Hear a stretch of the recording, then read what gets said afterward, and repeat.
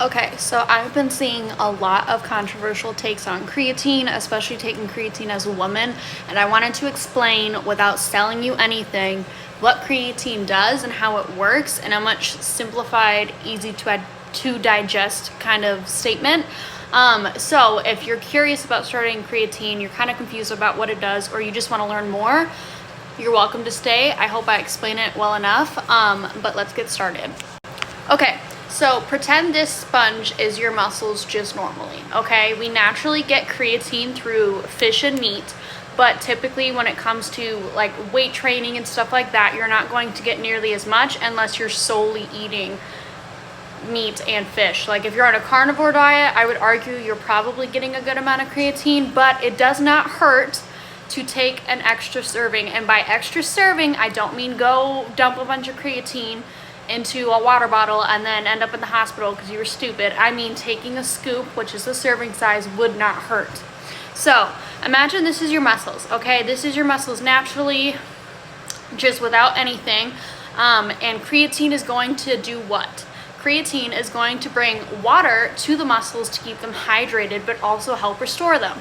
So for example, if you were to just drink water and you were to just get creatine or not even take it, and the only bit of creatine that you get is naturally through your diet, this is what it would do to your muscles. So by putting a little bit of water, this has expanded a little bit and it's a lot more flexible, but it hasn't expanded all the way. This is what our muscles naturally do when we are basically working out, and your body is just utilizing the resources it has.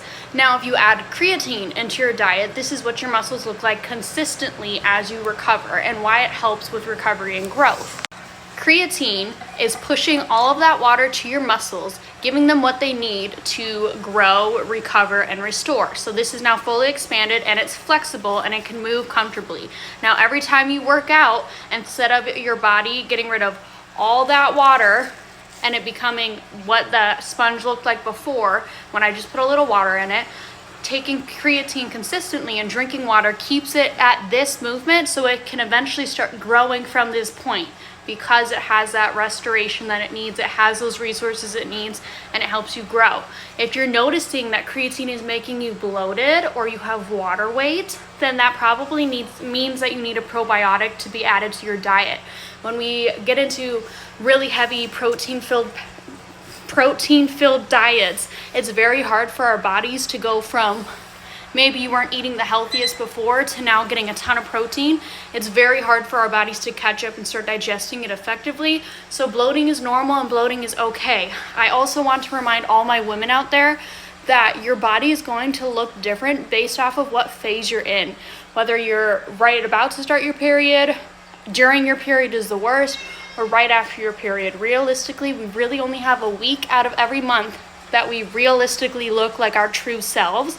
So if you're one day, I do it all the time, one day I'm feeling like, wow, I've put on a ton of weight, I'm super bloated, and then like now my period's about to end and I'm looking so much better. But I promise you, creatine is not bad for you. I'm not trying to sell you anything, and it helped me put on weight and muscle so much faster than not doing it at all, because my muscles had what they needed to grow, and they weren't starved for it, if that makes sense. If you have questions or concerns or want a better analogy, please let me know. My credentials are like 5 years of working out now, 70 pounds of muscle added onto my body since starting my weight gain journey, and I actually do my research and I'm not trying to sell you anything.